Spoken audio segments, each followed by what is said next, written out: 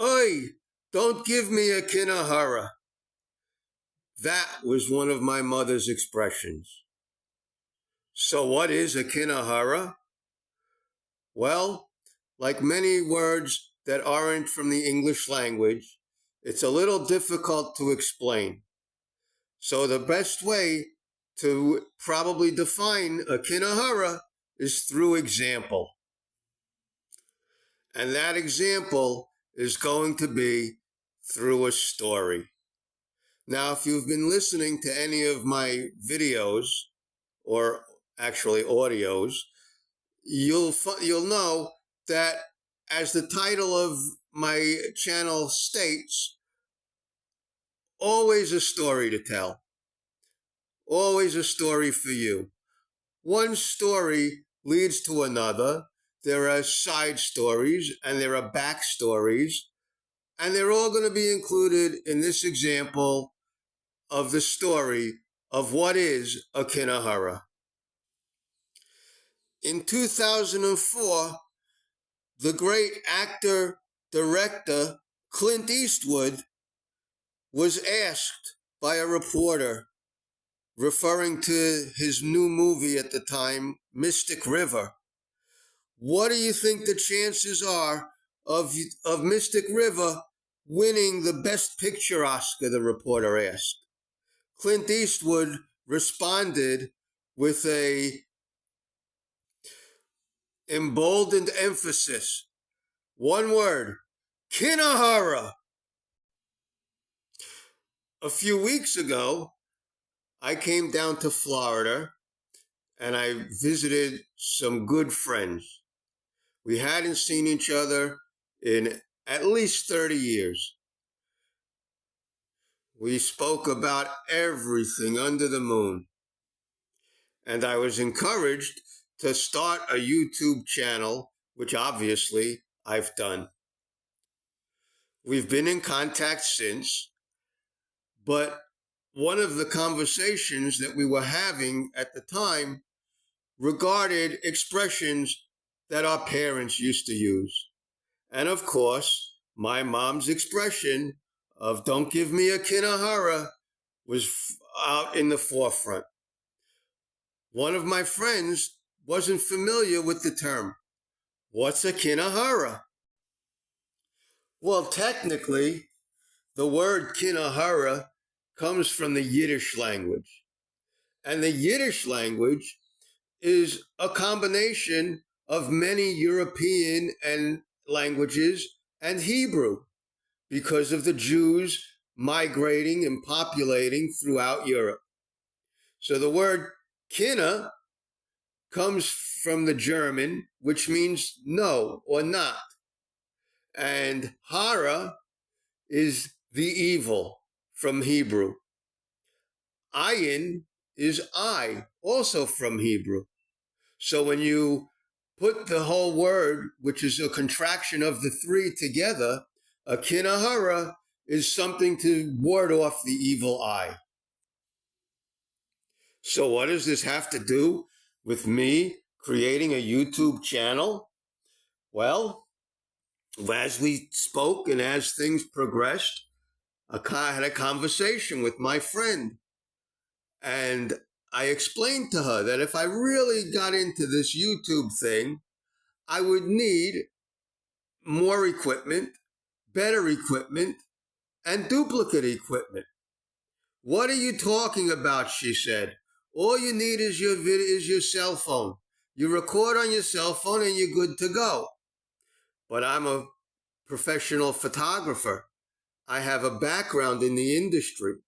And I explained to her that no photographer that works professionally, no conscientious professional photographer would go on a job with just one piece of equipment. Cameras are not foolproof. Equipment breaks. Cameras falter. Lenses get scratched. You're dealing with age of equipment, accidents and mishaps, all a part of the job. And they're all possibilities.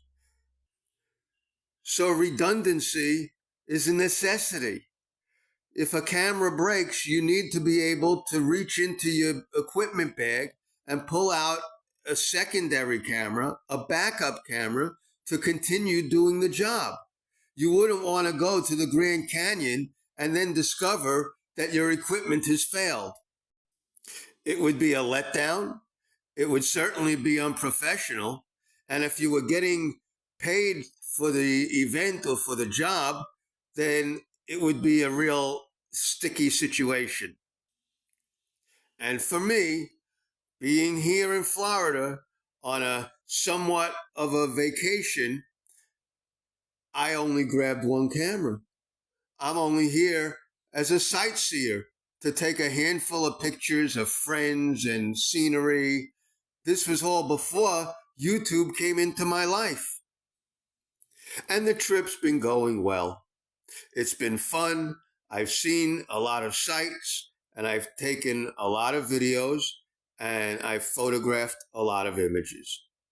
On one instance, I actually was down on the beach and met a woman who was willing to model and take some really great pictures at a really great location on a day that we planned.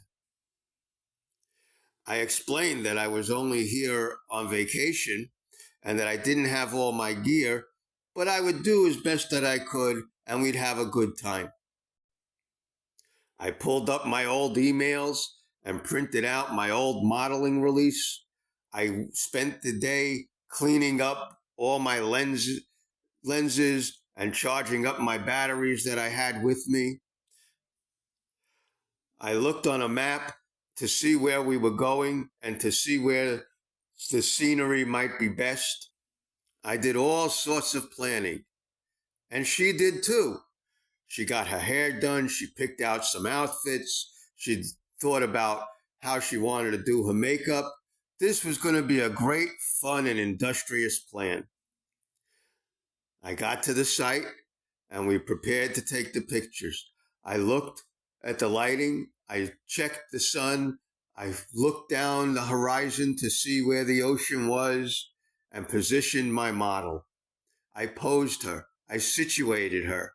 I set the scene. Then I went back and grabbed my camera. I focused. I checked my exposures. I pressed the shutter button. I pressed the shutter button. I pressed the shutter button. I squeezed on the shutter button. I put a lot of pressure in my finger onto that shutter button. By now, you've probably figured out nothing happened. Kinehora. I checked the camera over and over again. I hadn't used it in a while. Maybe there was a setting I had forgotten, or a switch that got turned, a button that got clicked accidentally. But no, whatever I did wasn't working. The battery was fully charged. The camera was focused, but the shutter would not click. It would not engage. It would not take any photograph. Where was my backup camera? 1,500 miles away someplace, in a drawer or a cabinet, that's for sure. Well, the photo shoot was scrubbed, but the day was not lost. I was able to do a little bit of work with the cell phone, but let's face it, a cell phone in a photographer's hand is not a camera in the photographer's hand. I got home and I took a second look, a third look, a fourth look, a fifth look at all the equipment. I scoured the internet looking for possible fixes or quick remedies that could possibly be used so that maybe we could reschedule, but no such luck. Finally, I called my good friends at Nikon. There's not a whole lot they can do over the phone, but they were kind enough to walk me through some steps.